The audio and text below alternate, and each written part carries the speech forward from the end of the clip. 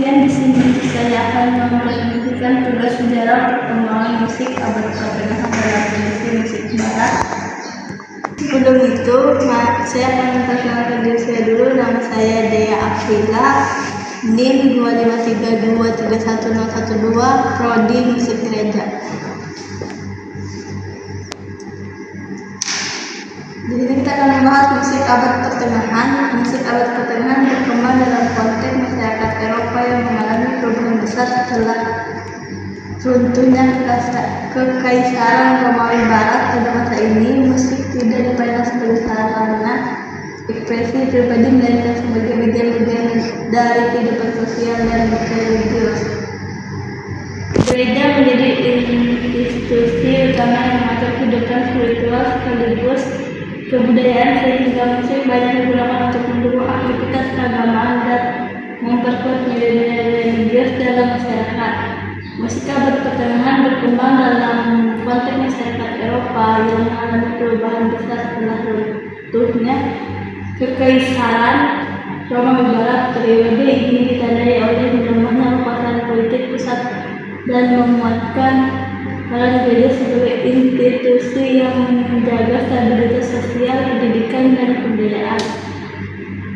Dalam kondisi tersebut, musik menjadi bagian yang tidak terpisahkan dari kehidupan religius masyarakat.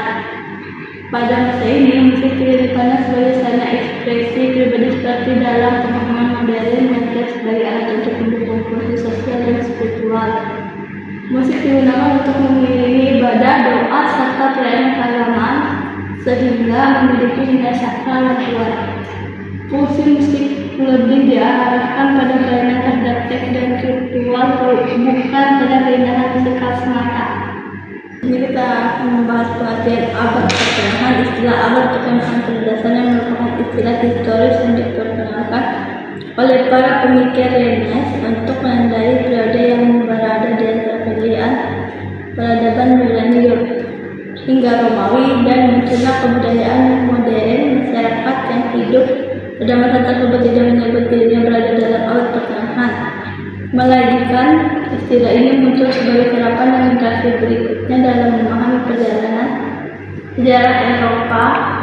Dalam perspektif Renaissance, periode ini dianggap sebagai masa peralihan yang ditandai oleh perubahan besar dalam bidang sosial, politik, dan kebudayaan.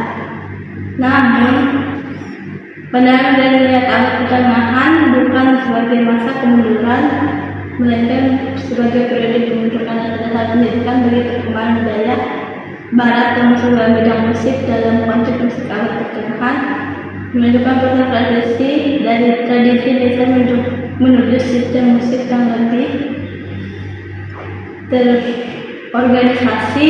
Musik mulai dicatat melalui sistem notasi awal sehingga memungkinkan karya-karya musik untuk dipelajari, diwariskan, dan dikembangkan secara lebih sistematis.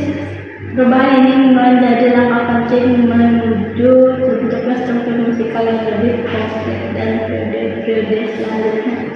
Ini ada batas waktu abad pertengahan. Penentuan batas waktu abad pertengahan bersifat relatif dan sangat bergantung pada sudut pandang keilmuan yang digunakan.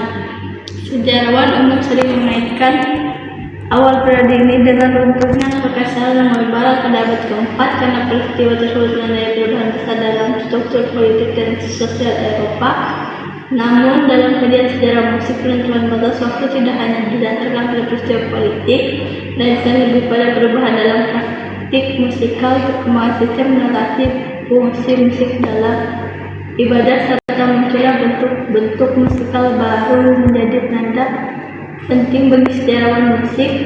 Demikian pula dengan akhir abad pertengahan yang sering dihubungkan dengan munculnya gaya Renaissance dan berkembangnya musik polifonik yang lebih kompleks sebagai tanda peralihan menuju era musik berikutnya. Pada kondisi sosial dan budaya, gereja memiliki peran dominan dalam kehidupan masyarakat abad pertengahan. Biara dan katedral tidak hanya berfungsi sebagai pusat ibadah, tetapi juga sebagai pusat pendidikan dan kebudayaan. Di tempat inilah naskah-naskah musik ditulis dan disalin, sehingga tradisi musik dapat dilestarikan tanpa peran gereja. Banyak bentuk musik abad pertengahan kemungkinan tidak terdokumentasi dengan baik. Ya. Selanjutnya, ciri umum musik abad pertengahan. Musik abad pertengahan memiliki karakter sederhana dan fungsional. Fokus utama terletak pada penyampaian teks, terutama teks keagamaan, sehingga melodi disusun untuk mendukung penjelasan kata-kata. Sistem notasi musik masih berada dalam tahap perkembangan awal, sehingga banyak karya musik diteruskan melalui tradisi lisan sebelum akhirnya dicatat secara tertulis. Selanjutnya, musik monopod. Musik monopod merupakan bentuk musik paling awal yang berkembang pada abad pertengahan. Nyanyian Gregorian jadi contoh utama dengan satu garis, melodi, dan iringan harmoni atau instrumen. Musik ini digunakan oleh gereja sebagai sarana doa dan meditasi, serta bertujuan menciptakan suasana khidmat dan kesatuan spiritual di antara jemaat. Di sini ada musik duniawi. Selain musik gereja, masyarakat abad pertengahan juga mengenal musik duniawi yang berfungsi sebagai hiburan. Musik ini biasanya dibawakan pada acara sosial, perayaan, atau kegiatan di sana, berbeda dengan musik gereja yang menggunakan bahasa Latin. Musik duniawi menggunakan bahasa daerah hingga lebih mudah dipahami oleh masyarakat umum dan mencerminkan kehidupan sehari-hari. Salah satunya adalah Troubadour berkembang di Prancis dan Ere berasal dari Prancis Utara dan Renaissance berkembang di Jerman. Selanjutnya ada Troubadour dan Tropere. Troubadour dan Tropere merupakan tokoh penting dalam perkembangan musik duniawi. Mereka adalah penyair musisi yang menciptakan dan menyanyikan lagu-lagu bertema cinta, kepahlawanan, dan nilai-nilai kesatriaan. Peran mereka sangat penting dalam menyebarkan budaya lisan dan memperbaiki kehidupan seni di masyarakat feodal, terutama di wilayah Prancis. Peran Troubadour dan Tropere sangat penting dalam perkembangan musik duniawi karena mereka membantu menyebarkan karya musik secara luas melalui tulis-tulisan. Selain sebagai hiburan, karya mereka juga mencerminkan nilai-nilai sosial dan budaya masyarakat feodal pada masa itu. Selanjutnya ada musik Minnesang. Minnesang merupakan tradisi musik duniawi yang berkembang di wilayah Jerman pada abad pertengahan. Para pelaku Minnesang yang disebut Minnesanger menciptakan lagu-lagu bertema cinta, kesetiaan, dan kehormatan serupa dengan tema yang dibawakan oleh Troubadour dan Tropere. Minnesang menunjukkan bahwa tradisi musik duniawi tidak hanya berkembang di Prancis tetapi juga menyebar ke wilayah Eropa lainnya. Tradisi ini memperkaya keragaman musik abad pertengahan dan menunjukkan adanya pertukaran budaya antar wilayah. Selanjutnya ada musik polifonik. Pada akhir abad pertengahan, musik mulai berkembang ke arah polifonik, yaitu penggabungan beberapa melodi secara bersamaan. Perkembangan ini menandai perubahan besar dalam sejarah musik barat karena membuka jalan di konsep harmoni. Polifoni menunjukkan meningkatnya kompleksitas musikal dan menjadi dasar bagi perkembangan musik pada periode Renaissance. Awalnya musik polifonik berkembang di lingkungan gereja, terutama di pusat-pusat pendidikan seperti katedral. Bentuk awal polifoni menjadi dasar bagi perkembangan harmoni dan struktur musik yang lebih kompleks pada periode Renaissance. Dengan demikian, musik polifonik abad pertengahan memiliki peran penting sebagai jembatan menuju musik barat modern. Selanjutnya, apakah musik abad pertengahan masih ada zaman sekarang? Jawabannya ya, ada. Musik abad pertengahan masih ada dan bisa ditemukan sampai sekarang, tapi tidak dalam bentuk yang sama persis seperti pada masa dulu. Musik abad pertengahan memang sudah tidak lagi menjadi musik utama dalam kehidupan modern, tetapi keberadaannya masih bisa dirasakan hingga sekarang. Bentuk musiknya tidak lagi digunakan secara langsung dalam kehidupan sehari-hari, namun unsur dan peninggalan masih hidup dalam berbagai konteks tertentu. Salah satu contoh yang paling jelas adalah nyanyian Gregorian.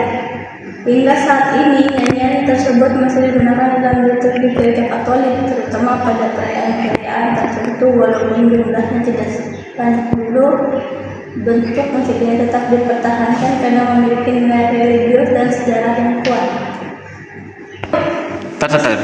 Itulah. Ya. Selain itu, musik abad pertengahan juga masih dipelajari dan ditetapkan dalam dunia akademik di perguruan tinggi, konser musik klasik maupun festival musik kuno. Karya-karya abad pertengahan sering direkonstruksi dan dimainkan kembali menggunakan alat musik yang mendekati aslinya. Tujuannya bukan hanya untuk hiburan, tetapi juga untuk menjaga warisan budaya dan memahami perkembangan sejarah musik barat. Pengaruh musik abad pertengahan juga biasanya ditemukan dalam musik modern. Beberapa unsur seperti sistem notasi, konsep melodi, dan penggunaan polifoni menjadi dasar bagi perkembangan musik barat selanjutnya.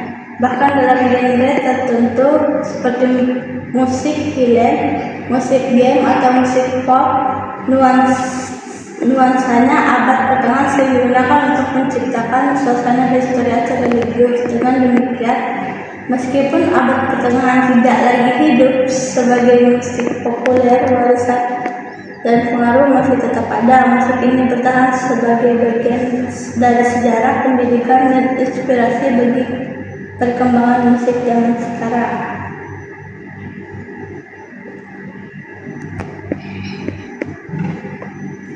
Di sini ada tokoh-tokoh penting, beberapa tokoh penting pada abad pertengahan antara lain yang pertama Paulus atau Paus Gregorius berperan dalam pengumpulan dan penyebaran nyanyian Gregorian.